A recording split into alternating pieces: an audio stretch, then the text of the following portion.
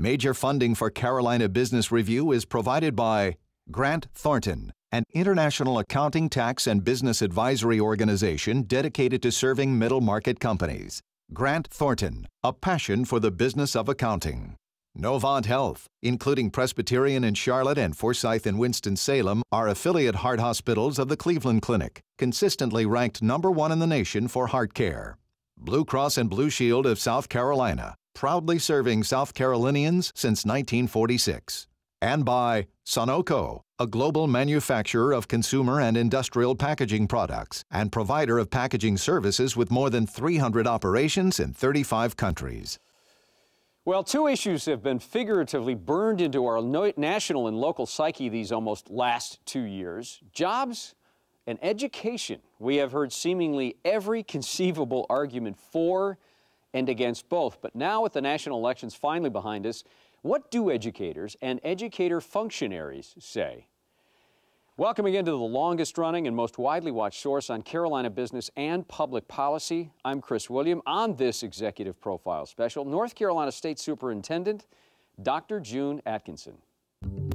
Major funding also by the Duke Endowment, a private foundation in Charlotte enriching communities in the Carolinas through higher education, health care, rural churches, and children's services. And by Blue Cross and Blue Shield of North Carolina. Who's responsible for rising health care costs? Join Blue Cross and Blue Shield of North Carolina and many others in a candid discussion at letstalkcost.com. This edition of Carolina Business Review was recorded October 26, 2012. On this week's program, an executive profile featuring Dr. June Atkinson, State Superintendent, Public Schools of North Carolina. Now, Chris Williams. Hello, welcome to our program. One small correction. Our guest is the North Carolina State Superintendent of Education, not just the superintendent. That would be, I think, the governor. Dr. Atkinson, welcome again to the program. Good to see you. Well, thank you so much for having me on the show, Chris. Absolutely.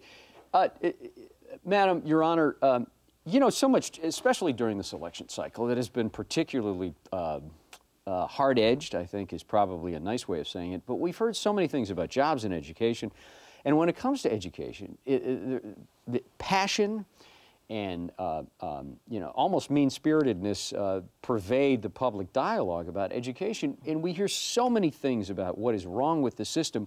What are you encouraged about? What is right with the system? Let's start there. Well, I'm encouraged by our increasing graduation rate. When I became superintendent in 2005-2006, our high school graduation rate was 68%.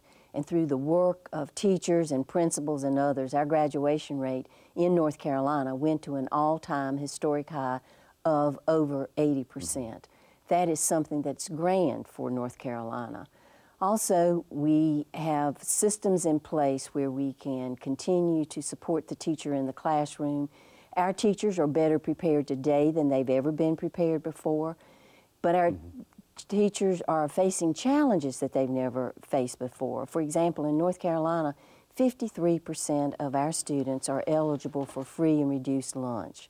So our students have many more challenges than they did in the 1950s, 60s, 70s, and 80s. Let me stop you just right there so I can understand. Has that trend line been increasing on the kids that are getting these free and reduced lunches? And is that a problem in your mind? Well, it has been increasing, especially during the last couple of years. And we know that when children come from homes of poverty, there can be more problems. They may not have as much food as they need. They may not have access to health care. They may not have access to books and other types of instructional aids that really prepare students to be in school.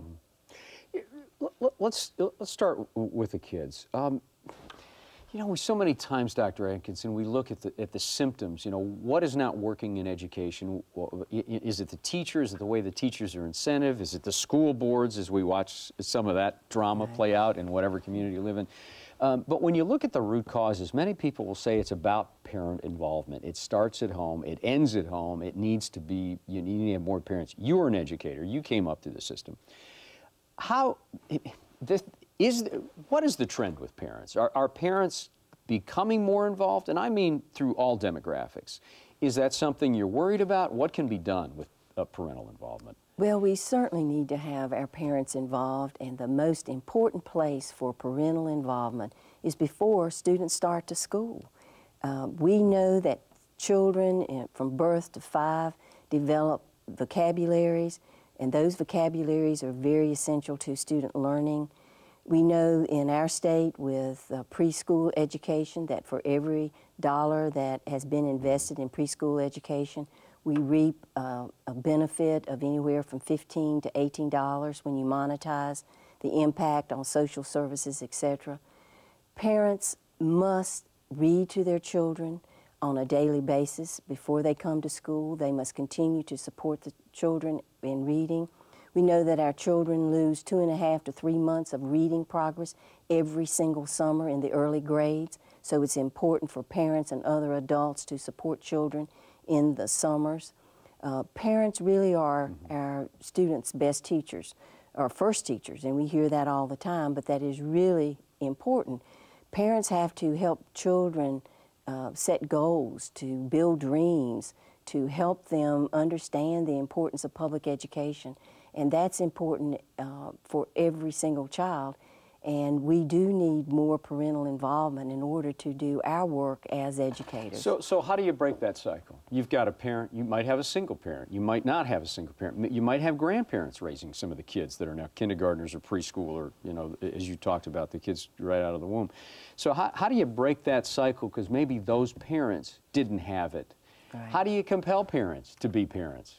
Well, it is difficult. I am happy that some communities across North Carolina are doing parenting classes, that they are talking to parents about how important it is to support the child, to read to the child. Many nonprofits are also addressing this issue. Churches are providing Mighty Mondays. Well, for example, in my church, they provide Mighty Mondays, and this is a time when church members pick up students from school and bring them to the church to give them extra help and assistance.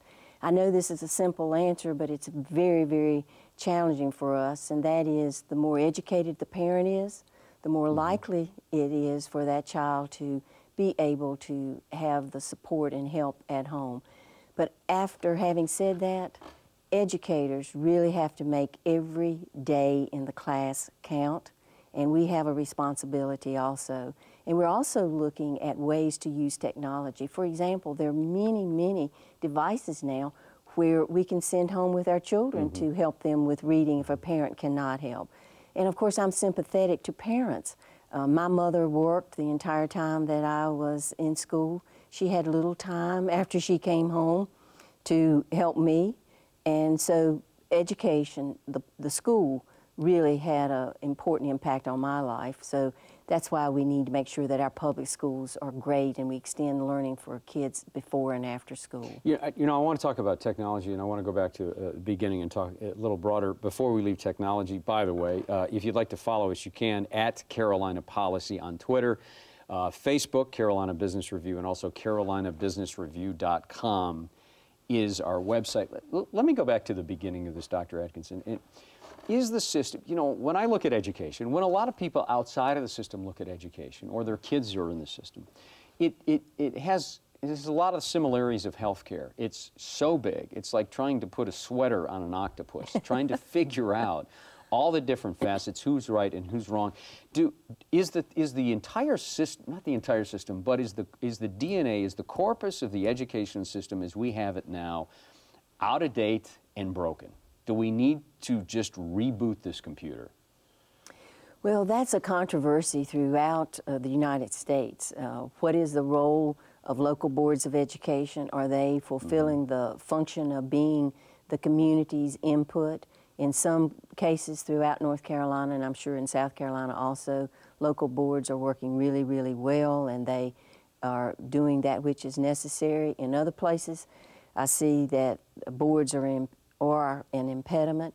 The one thing about education is that it is public, and sometimes that can be positive, and other times if you don't have the right people who are making the decision. It can be devastating for education.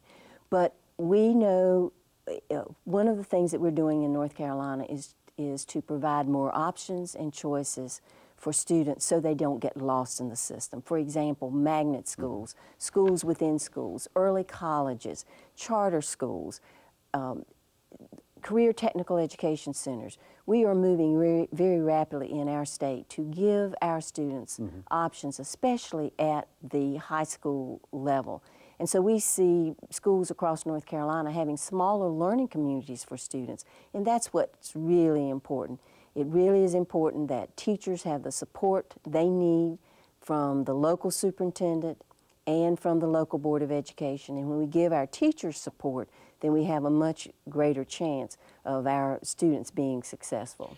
A lot of members of the General Assembly, let's talk about the public policy part of this and the funding part. A lot of members of the General Assembly, Republicans in control for the first time since Reconstruction in the old North State, and have either rightly or wrongly gotten the reputation of eviscerating education. President Ross from the UNC system was on here talking about the value of education as not just economic development and workforce development, but just the value of education in the growing cultural richness of North Carolina. So how do you see the current legislature? Do you feel like they're friends of education? Do you think they're just looking at it as a fiscal line item on the state's general operating budget? How do you look at this? For the most part, I view that the people in the General Assembly believe in public education.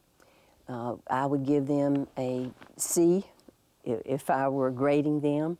On one hand, they have helped us with giving us dollars to improve reading instruction. And on the other hand, we have approximately $400 less per student today than we had in 2008, 2009. And I also recognize that we've had difficulty economically in North Carolina.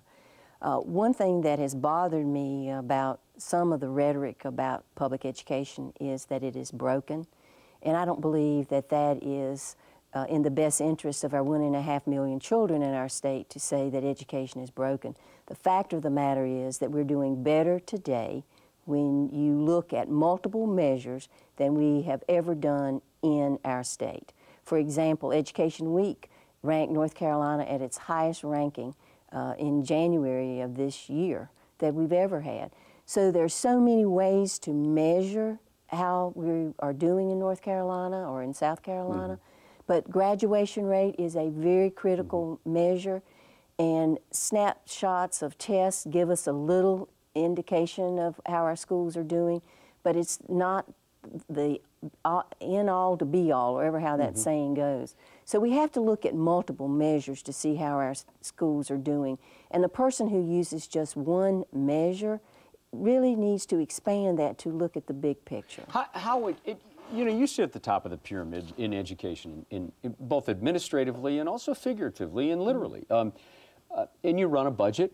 You have employees, you have a bunch of teachers, I mean, you've got to balance a lot of things. What would you, if you were king for a day, Dr. Atkinson, and you could say, I'm going to do X to education, and knowing that we do have to balance a budget, what would you tell legislators, and what would you also do? What would you like to enact that would break free education and take it in the right direction? Okay, number one, I would have a balanced calendar schedule.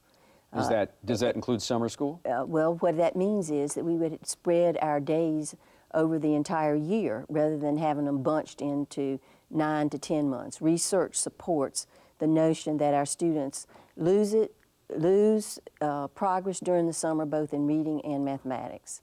So we need to have a balanced calendar where we would spread 180 to 185 days where we would go to school, let's say, for 10 weeks and off 3, 10 weeks off 3. That's just one example. We are tied to a calendar that is not in the best interest of our students.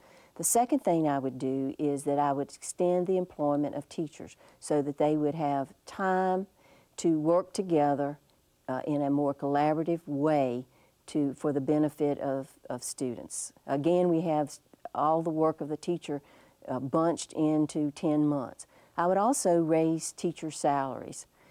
Teachers are the key to classroom instruction. They are the key to our students' learning. I would also continue with what we're doing now to have a technology infrastructure where teachers can be more efficient by using technology. They can be more effective by using technology.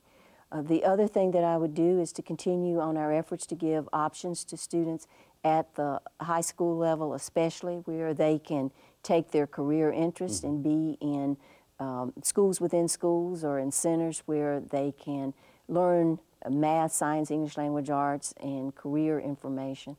So there are some of the things that I would do. I would also focus on our principals, the leadership in the building. That's critical. So we have to have an ongoing professional development, and we have to have dollars for professional development. And let's take some of these point by point. Let's go back to the last part for the principals. Is the principal the most important person in that school when it comes to leadership, when it comes to development of that school, and ultimately trickles down to the kids? Yeah. Next to the teacher, the principal in the school is the most important adult in a school. The principal sets the tone. The principal is the one who gives support to the teachers. The principal is the one to provide leadership, and we can never underestimate the power of an effective principal in each school in our state. How would you reset compensation for principals? I mean, let's talk about teachers in a second, but how would you incentivize these principals? First, I would give much higher salaries to principals who go to schools that are struggling. I would want to make the principal salaries to be comparable for those in other professions who have to have similar educational requirements and experience. Our principals do need to have salaries that would be comparable to what they could earn in the business world. Would the end-of-grade testing factor at all in a principal's compensation? Should it? Well, we need to use multiple measures over multiple times, including student growth, to determine the effectiveness of a principal at a school. We also need to use multiple measures over multiple times, including student growth, to determine teacher effectiveness. And the model that we have developed in North Carolina to determine principal and teacher effectiveness does have as one of its factors student growth. Excuse me for interrupting you, but there's just so many facets of this. So does that mean that North Carolina, Dr. Atkinson, do we need to have a heavier emphasis on the compensation for those in the teachers in the classroom? Should their compensation be more tied to how that student grows, performs, grows? I'm not quite sure how you. Well, what we say is, where was the student at the beginning of the year and where is the student at the end of the year? And that would determine growth, and that should be a factor. But we also need to know that a test to measure growth or a test to measure how a student is doing is only one component of what a teacher does in the classroom every day. That teacher is preparing students to be a great citizen. That teacher is doing things for students that really cannot be measured by just one test. So that's why I say that it has to be just one of multiple measures in determining how well a teacher is doing. Do you find that the right teachers, in your mind, whatever that means, do you find that the right teachers embrace that concept, to be incentivized that way? Yes, I do. Our teachers really see teaching as a collaborative effort, and in most cases, in most cases where I've had conversations with teachers, they want the team to be rewarded for progress. They don't necessarily see that just one teacher out of the group should be rewarded, because for the most part, teaching really is a team sport. It is teamwork. And for the most part, teachers want schools to be rewarded for having high student growth. And I think that if you were to take a poll of all of our teachers in the state, they would say, we want our entire school to be eligible for having growth in our state, in our school. Who's doing it well? Who out there is incentivizing or is paying the teachers the right way, or at least going in the right direction? What state, what country, what private school? I'm sorry, let me throw this into it too, Dr. Atkinson. You talk about technology. The good nights at SAS were instrumental in starting Carey Academy. Right. That is almost all about leaning into technology. Right. And it seems like they've had a measure of success there. Are we just not throwing enough technology into the classroom? Well, we are working on an initiative to have one piece of technology for every student. That's what's so great about the Carey Academy. Number one, they do have a digital device for every single student. They also have experiences for students that are not available to our public schools. For example, students who go there when they want to learn about Europe, go to Europe. Mm-hmm. So we can't have that same experience for every 1.5 million children we have in the state. But we can use technology to bring Paris to the student through technology. And that is a very critical strategy that we have in place. North Carolina has the second largest virtual school in the United States. We have over 50,000 students each year taking courses online. And our goal is to break those courses that we have online into smaller modules where all of our 95,000 teachers ultimately can have access mm-hmm. to that technology. When you talk about, is there a state, is there a country that does it well? Finland is a really good example of a country compensating teachers well, treating teachers as professional, providing the necessary support for people who want to become teachers. Finland is a model. Of course, that country is much more homogeneous than mm-hmm. North Carolina or the United States, but we can learn lots of lessons from them on how to value teachers, how to respect teachers, and how to compensate teachers mm-hmm. well.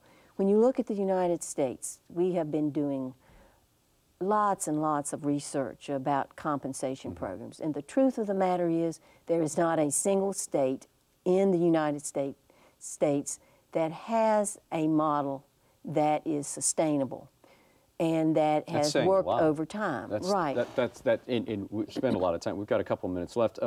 Let's go to this whole idea that plenty of people sat right here where you are sitting and said, you know, not all the kids should go to college. Some kids should go to an apprenticeship program, a technical school, community college. How do you come down on that?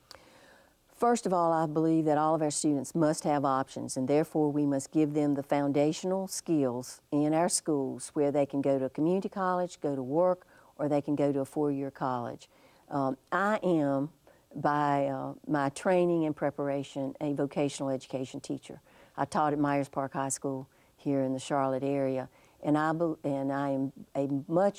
am a supporter of making sure that our students can go to community colleges and have that option. All students don't want to go to four-year universities, but sometimes we need to make sure that we have a transition so that if they decide after a technical school that they want to go to a four-year college, they should be able to do that. And we need to give the foundational skills to every student. And when they get to high school, they should have the option of going into an apprenticeship program, having another type of work study, mm-hmm. going into engineering, health sciences, business, travel and tourism, and the list goes on. So how do you pull, Dr. Atkinson, how do you pull the businesses more into the educational process? How does that partnership work? Well, we have some magnificent partnerships in North Carolina with business people. We use them to review the curriculum of what we're teaching, to give us feedback. We work with the North Carolina Business Committee on Education. Mm-hmm. We work with the Chamber. We work with them as far as getting jobs for students. And we have a network of over 400 business people in our state who give us advice and work at the local level with different initiatives. We're going to have to cut you off there. Okay. I wish we had more time, and I know Tricia Willoughby be thrilled that you were talking about that in North Carolina Business Committee. Thank you for being on the program. Didn't know that you were a Mustang, Myers Park Mustangs. Yes. That's good, I guess, for a lot of people that go there. But thank you for being on the program, and thank you for your leadership. Thank you very much. Good to see you again. Good to see you. Thank you for watching our program. Once again, as we push our way into technology here on this program, don't forget you can follow us at Carolina Policy on Twitter and CarolinaBusinessReview.com. Make show suggestions, say whatever you want within reason. Until next week, I'm Chris Wood, and good night. Major funding for Carolina Business Review was provided by The Duke Endowment, a private foundation in Charlotte enriching communities in the Carolinas through higher education, healthcare, rural churches, and children's services. Blue Cross and Blue Shield of North Carolina. Who's responsible for rising healthcare costs? Join Blue Cross and Blue Shield of North Carolina and many others in a candid discussion at letstalkcost.com. Grant Thornton, an international accounting, tax, and business advisory organization dedicated to serving middle market companies. Grant Thornton, a passion for the business of accounting. Novant Health, including Presbyterian in Charlotte and Forsyth in Winston-Salem, are affiliate heart hospitals of the Cleveland Clinic, consistently ranked #1 in the nation for heart care. Blue Cross and Blue Shield of South Carolina, proudly serving South Carolinians since 1946. Sunoco, a global manufacturer of consumer and industrial packaging products and provider of packaging services with more than 300 operations in 35 countries. And by viewers like you. Thank you. Promotional consideration provided by Business North Carolina Magazine. For more information, visit carolinabusinessreview.com.